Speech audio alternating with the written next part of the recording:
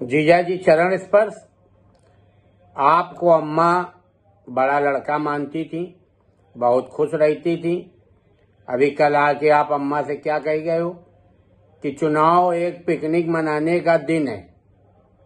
कसम से बता रहे हैं जीजा जी, हमने आज तक आपसे कभी झूठ नहीं बोला। अब अम्मा आज कह रही थी कि ये बहुत अनमेच्योर बेबी है, आपके लिए कह रही थी जीजा। कह रही थी, ये कह रहे थे कि चुनाव एक पिकनिक का दिन है। जीजा तुमको ऐसा नहीं कहना चाहिए, जानते हो अम्मा कितनी जिम्मेदार हैं। अम्मा की अपने समय में चुनाव ड्यूटी लग चुकी है। चुनाव ड्यूटी करने में कितनी दिक्कतें आती हैं आपको पता है। आप तो कह दियो, अम्मा की नजर में आप जीजा बताएं गिर गए। अम्मा कह रही रहे कि अब अगर आ जाएं तुम्हारे जीजा घर चुनाव वाले दिन, और अगर उंगली में स्याही न लगी हो तो उनका पानी तक न पूछना। जीजा तो हमसे आपका ये अपमान हो ही नहीं पाएगा। हम आपके पैर छुई रहे, खोपड़ी धर रहे। चुनाव वाले दिन या तो ना आना और या वोट डाल के आना। और जिज्जी को भी समझा देना, जिज्जी बहुत लबर लबर करती हैं कि हाय हमारा मैका, हम जैसा चाहेंगे। मैका तुम्हारा जिज्जी है, लेकिन 5 साल में एक दिन वोटिंग होती है। जिम्मेदारी से पहले जीजा को ले जाओ, वोट डलवाओ, फिर उसके बाद घर ले जाओ, फिर उसके बाद अड़ोस पड़ोस में जीजा भेजो।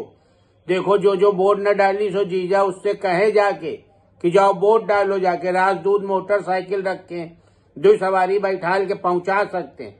10 चक्कर अगर मार देंगे तो 20 वोट डलवा देंगे। एक जिम्मेदार नागरिक वाला काम करें।